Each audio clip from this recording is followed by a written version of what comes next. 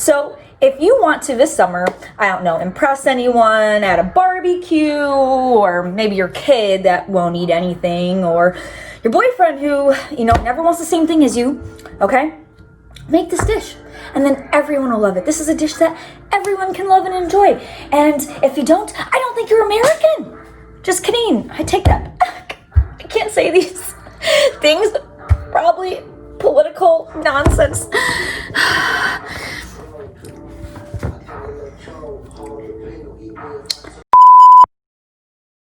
You know what? If you don't like this potato salad, then I think you might not have...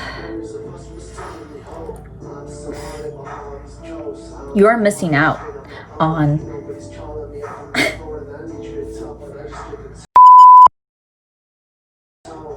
God damn it, if you don't like a classic dish, then who the fuck are you? God damn it, if you don't like a classic dish, then who even are you? Hey guys, welcome back to Cooking with Aubrey. Today we are making not your basic bitch potato salad. Because it is hot out, I was planning to make something else, some braised tacos, but it's just too heavy out there for me to eat. So you guys probably feel the same way. Or you can just pretend that you do and just make it anyway. So we're gonna be dressing up the potato egg salad up a little bit. So with this dish, we're gonna balance out flavors. So what it's gonna do is, instead of just being your basic potato salad that's just okay, this is gonna be something that you just wanna keep eating over and over and over again. And if you already love egg potato salad, then great, so you're gonna love this even more. So we're going to start by doing just a quick pickle to this red bell pepper. So when you pickle something, or a quick pickle with something, you're just gonna need, you know, just your basic recipe is just vinegar, sugar, and water. In this case, we're gonna use some organic apple cider vinegar and some sugar and some salt. So the reason why I want to use apple cider vinegar is because it's going to be a little bit sweeter, has a little bit more flavor than just regular white vinegar. So it's going to add a little bit more complexity to this dish. But don't worry, if you have just white vinegar, don't go out and buy apple cider vinegar. It's really not necessary. It just adds another layer of flavor. So that's what you basically want to do when you create dishes. You want to add layers of flavor, and it will enhance the complexity of the dish. And that's what makes, just usually like in restaurants, when they make something compared to when you're at home, they're adding more layers of flavor into the dishes than you probably are at home. So it makes you want to keep going back for more. And so the way you do that is you balance out flavors in a dish, and I'll show you how to do that, what I mean. And so right now I'm just cutting up these red bell peppers in a small dice. I want these to be smaller pieces because when we brine, put these in the pickling brine, or I don't know if it's actually called brine, put it in the pickling whatever, the end product is going to be a nice tang. So when you add it into the potato salad, it's going to be a little bit of a crunch and a little bit of a tang to cut through all the mayo that's going to be in the salad, and it's going to be a nice flavor. Alright, so now I'm going to put together the pickling liquid for the red bell peppers. So I just have some apple cider vinegar here. Again, you can use regular white vinegar, but this is just going to add a little bit more flavor. So you only need enough pickling liquid to cover the peppers. So it's just a little container here, so I'm not going to put too much. Actually, you know what? There's only a little bit left, so I'm just going to use the rest of that. So that was a pint of vinegar. And then we're going to do about a tablespoon of salt. Just kidding. A tablespoon and a pinch of salt. And then we're going to do about a teaspoon of sugar. Apple cider vinegar is a little bit sweeter than just regular white vinegar. So if you're going with white vinegar, add in like a tablespoon and a half of sugar. Now we're just going to bring this to a boil and then pour it right over the top of this, and then just put it in the fridge until we're ready to use it. Very simple, very easy, only takes a few minutes, and you can do this with any veggies that you want. So now we're just going to pour the boiling liquid just over the peppers, just until it covers them. And there you go, that's it. We're just going to put it in the fridge until we're ready. And make sure when they are in the fridge that they are put in there uncovered, because the steam is going to need to be able to evaporate so it can cool down.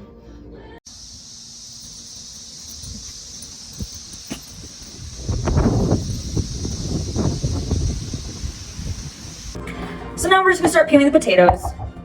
So you always just want to work clean as you cook, so that way it's easy to clean up at the end.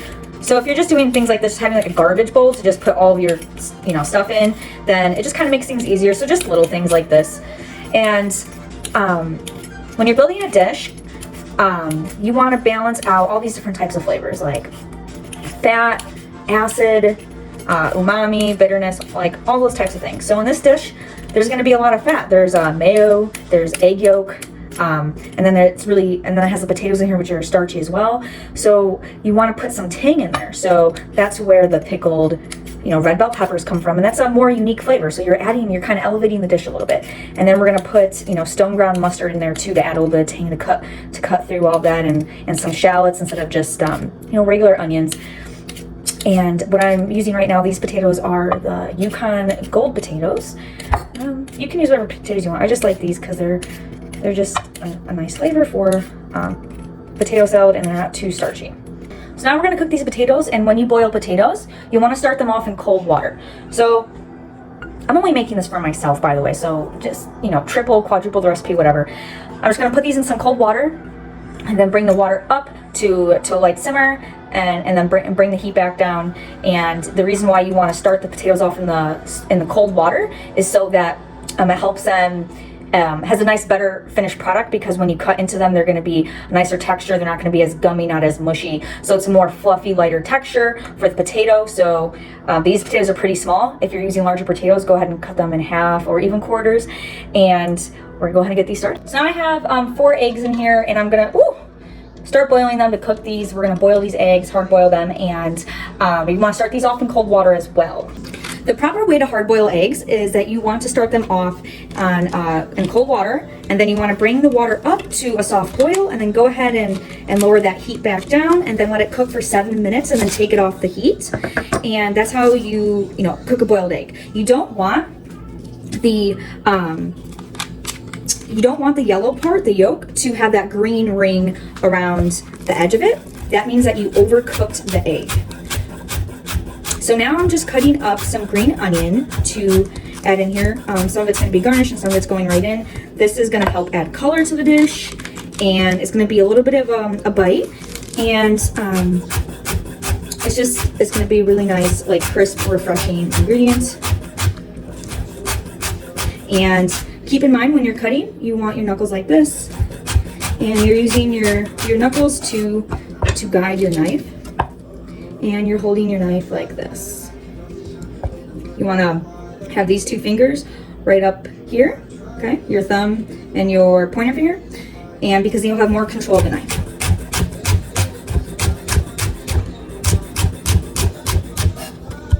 And then use the rubber bands that they come with to help keep them together as you're cutting too.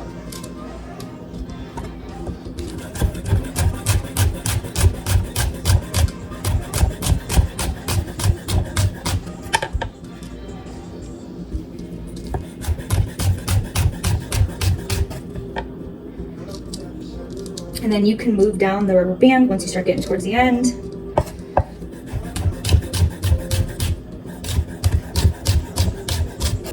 Next, we're going to soak these green onions in cold water, lots of cold water today. And we are going to do that so that way it actually helps them stay fresher longer, and the bright green color actually comes out a bit more. You don't have to do this step, it's not necessary. Once the water has gotten to this point, I'm going to go ahead and lower the heat all the way down to about there. All right, so now we're going to set a timer for 7 minutes. This is a nice soft boil for your potatoes to cook at. So you want to keep cooking these potatoes until they are fork tender. All right, so now we're going to start peeling the celery. So I know this may seem a little bit strange, and when you're peeling it, you want to go easy on it. You don't want to press too hard. You'll take too much of the skin off. But the reason why we're peeling it is because you ever bite into celery and you just get that, and then it's like that, like fibrous, like disgustingness. Well, that's what we want to avoid. So because we're not going to be cooking the celery at all, and it's going to be raw in the dish, I'm just going to go ahead and peel it and then cut it up, and it will just have a nicer, just finished outcome. Again, you don't have to do this. This is not necessary by any means. Just ignore that. But So the eggs have just finished cooking, so now they are cooling in cold water while I cut the celery up. So this step is unnecessary for you to peel the celery, but that finished texture is great at the end. So now we're just going to cut the celery into small dices as well, and I'll show you how small I cut those up here at the end.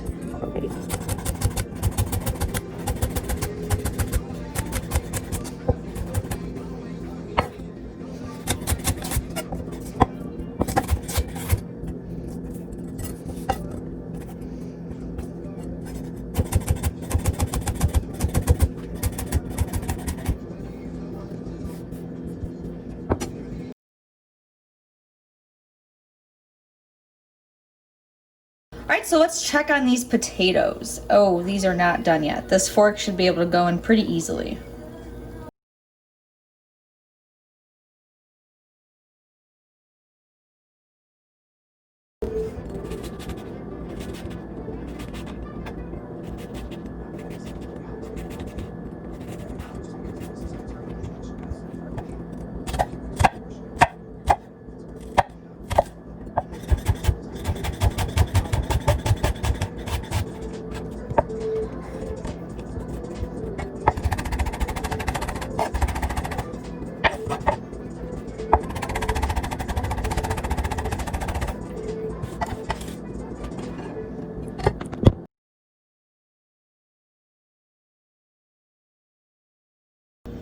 So now we have a pan preheating for pancetta.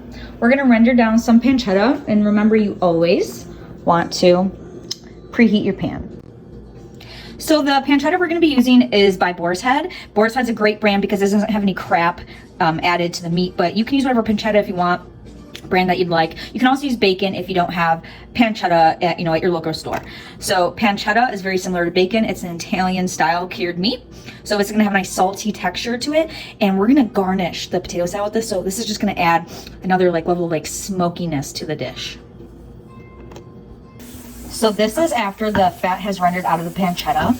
This is going to be so delicious. Look at that beautiful golden color. So this is gonna have nice smoky, slightly spiced flavor to it, because it does typically have peppercorns. This is going to add just a whole other dimension of flavor to our potato salad. As you can see here, I have about half and half egg to potato ratio, and with the egg, notice there is no green ring around the yellow. If there was a green ring, that would mean I had overcooked it. So these are cooked perfectly, and I just use an egg slicer to slice these. And you don't want to break it apart too much when you first put it in, because you're going to mix it later on, and you don't want it to be over mixed by the end because it will look like mush.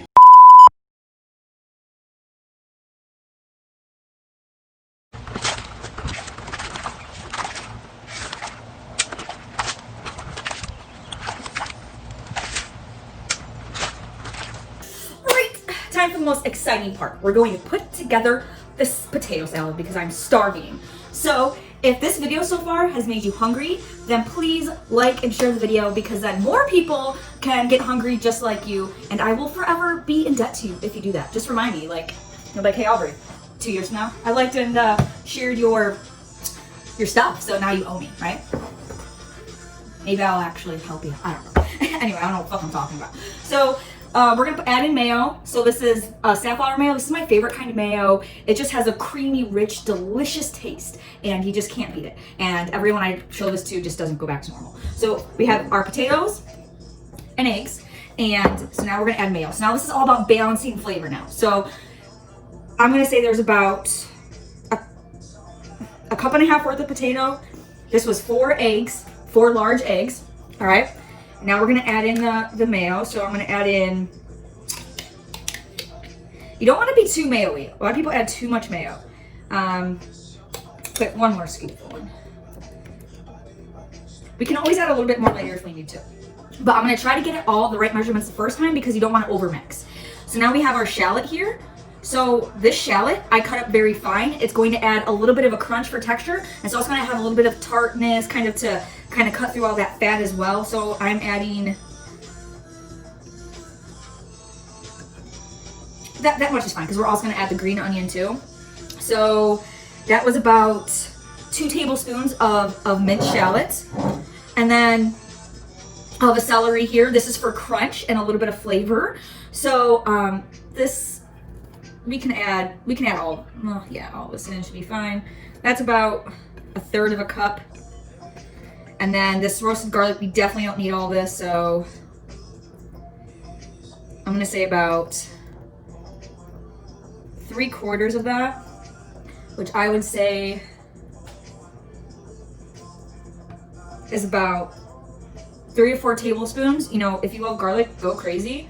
All right, we're gonna add, I'm gonna rinse my hand.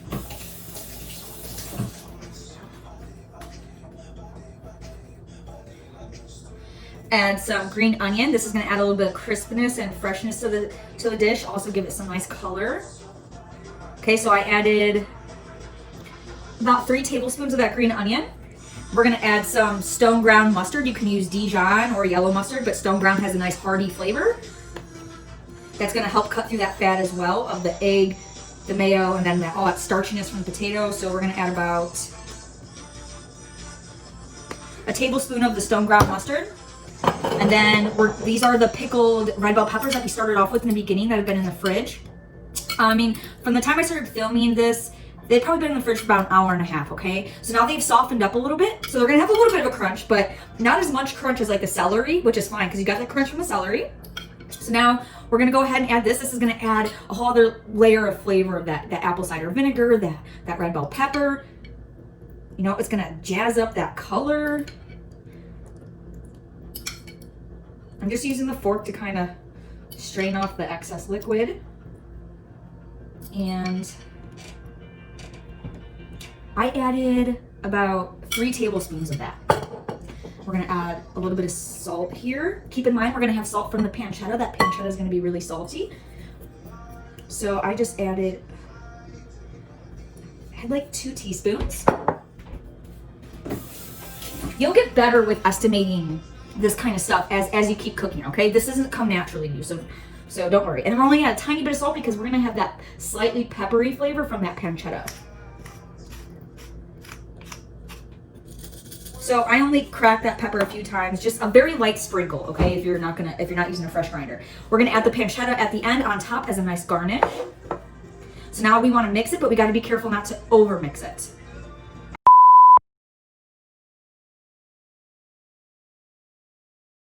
Oh, this is my favorite part, guys. It's all coming together.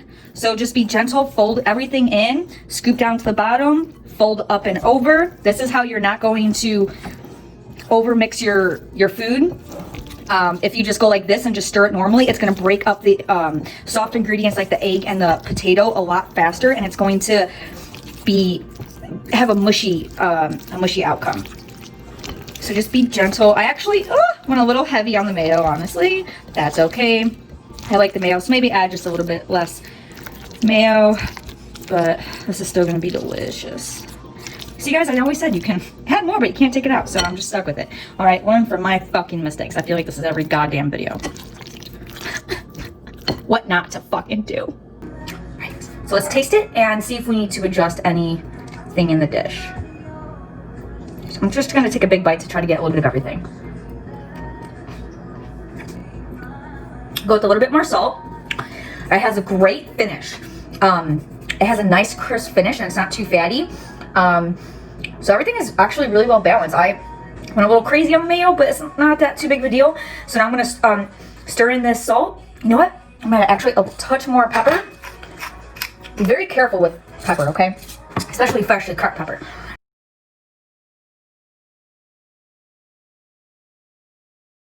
All right, guys, I have topped it with the pancetta, and I garnished it with a tiny bit of green onion and red bell pepper to make it look pretty for you, okay? And now I'm about to try it with the pancetta as a finished whatever, and I can't wait to eat this because, sadly, this is really the only thing I've eaten today, and it's 9:38 at night.